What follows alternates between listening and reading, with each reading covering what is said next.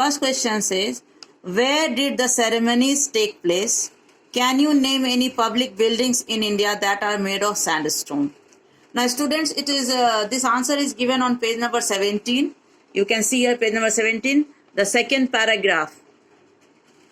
The first line, the ceremonies took place in the lovely sandstone amphitheatre formed by the Union buildings in Pretoria. So this is the answer of the first part of your question. And the second part is, can you name any public building that made up of sandstone? So the Indian Parliament, the Parliament House of India is made up of sandstone. You can give example. Now see the second question.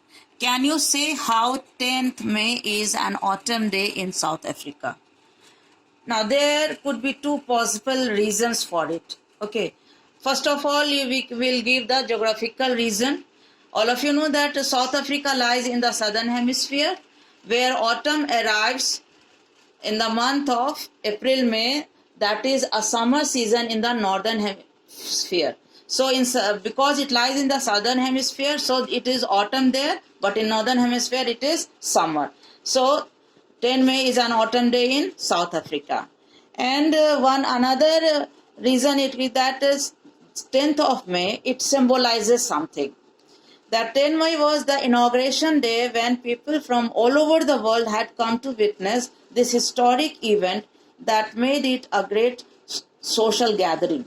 So, thus 10th May is an autumn day in South Africa.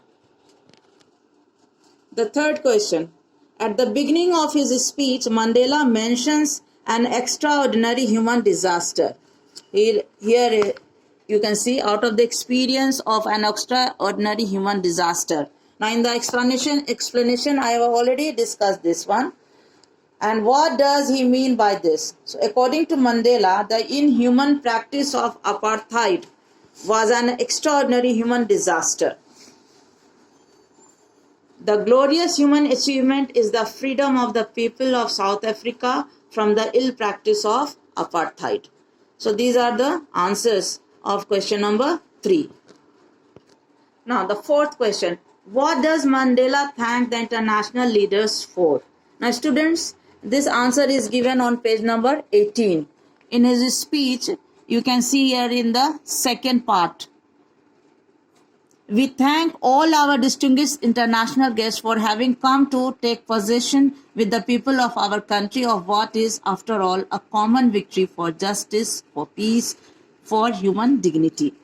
So you will write in your answers that Mandela thanked the international leaders for their presence at the inauguration day, which according to him makes a common victory for justice, for peace and for human dignity. And now we come to the last question, the fifth question. What ideas does he set out for the future of South Africa? So this is also given here in the speech. Here you can see there. We have at last achieved our political emancipation. We pledge ourselves. Now see here it makes a promise to liberate all our people from the continuing bondage of poverty, deprivation, suffering, gender and other discrimination. So here he talks about equality and liberty for all people of South Africa. So you will write in your answer, Nelson Mandela sets out the ideals of equality and liberty for the future of South Africa. He also wished that this land, see this line here, never, never and never again shall it be that this beautiful land will again experience the oppression of one by another.